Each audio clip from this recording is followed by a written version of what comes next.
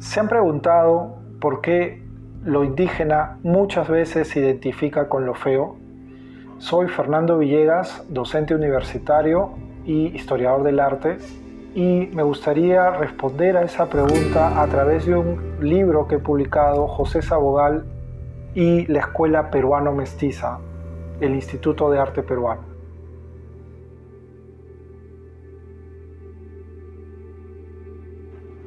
Algo que me sorprendió mucho es ver el tiempo en el que vivía el artista. Él comenzaría a desarrollar una estética mucho más adelantada a lo que se estaba haciendo en su tiempo.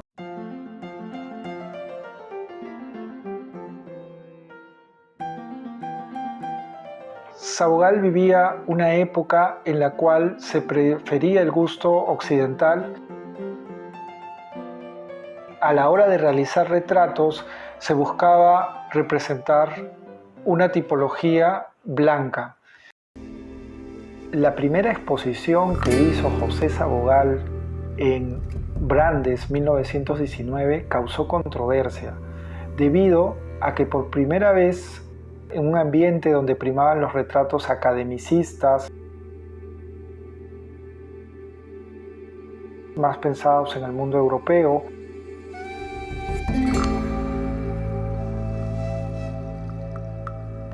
Sabogal nos mostraba retratos con la presencia de indígenas, mestizos, del mundo cusqueño.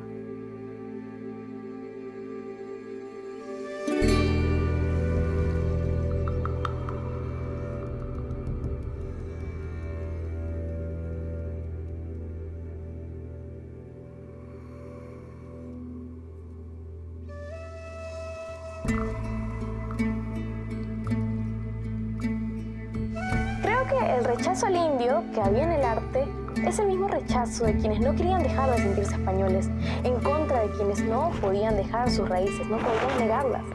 Y José Sabogal nos habla de eso en su obra. El propio artista va a responder a partir de su obra, donde va a integrar el componente indígena en sus retratos. Lo que Sabogal va a hacer es convertir su obra en un espacio para el mestizaje, pero de una forma muy auténtica en términos artísticos.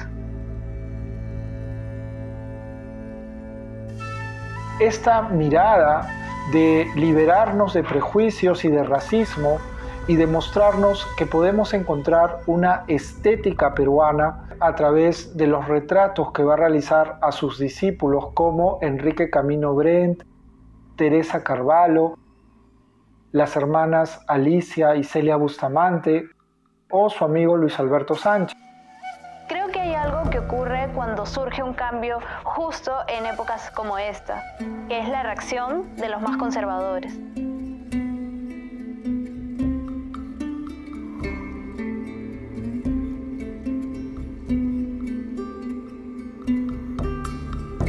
Sabogal, ante la acusación que le han hecho críticos como Mercedes Gallagher de Par o César Moro de pintarlo feo, responde el propio Sabogal: no puede ser feo un indio pintado tal como es, con toda su expresión, con toda su alma, aunque en algunos casos se exagere la nota, porque esa exageración está diciendo la realidad constructiva del arte moderno. Nosotros estamos poniendo en evidencia al Perú en todas sus formas, en el paisaje y en la figura humana, en el negro, en el indio, en el mestizo.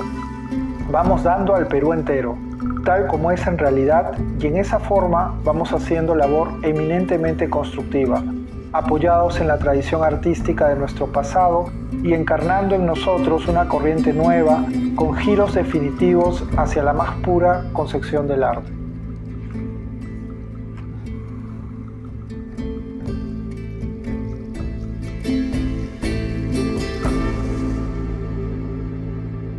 Personalmente, valoró mucho la capacidad del artista para sostener sus ideas, para encontrar nuevos caminos, nuevas rutas, y el hecho de que Sabogal no sea partícipe de la discriminación va a ser lo que lo lleva a ser uno de los primeros en valorar, en reconocer el arte que se produce al interior del país.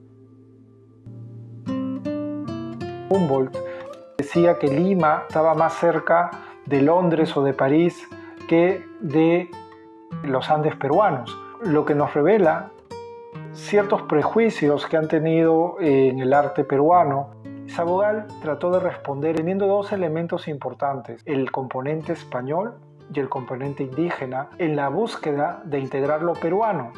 Y esto lo haría en los años 20 con tres miradas.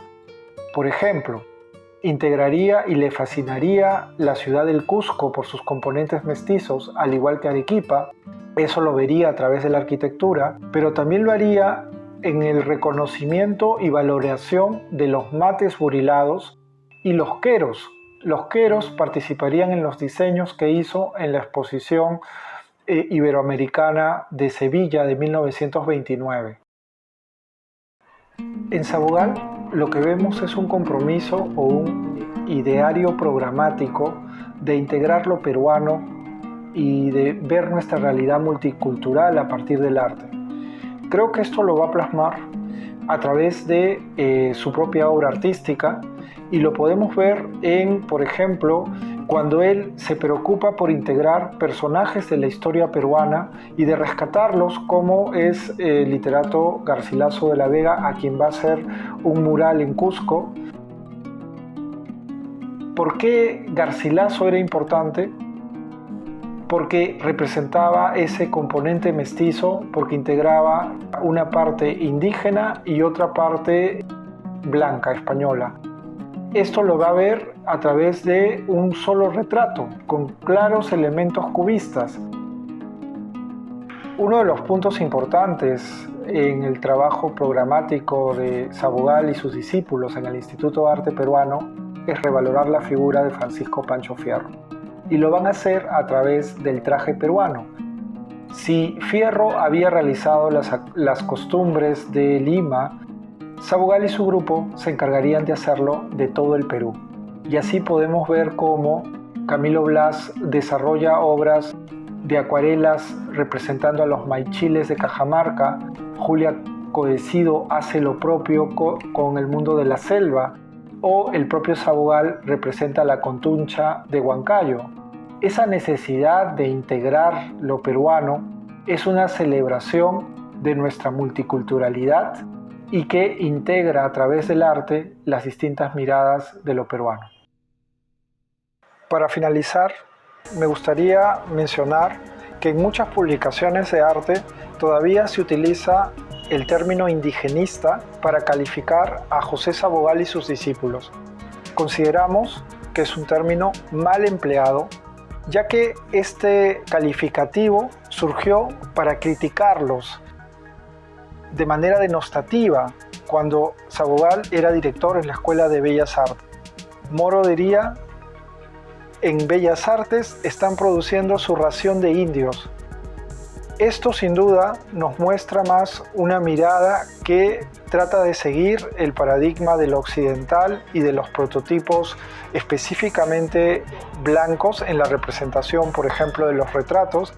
Y Sabogal y sus discípulos lo que nos están proponiendo es una mirada integradora en entender que lo peruano, visto desde distintas miradas, desde la representación de lo negro, lo mulato, lo mestizo, puede también representar lo bello.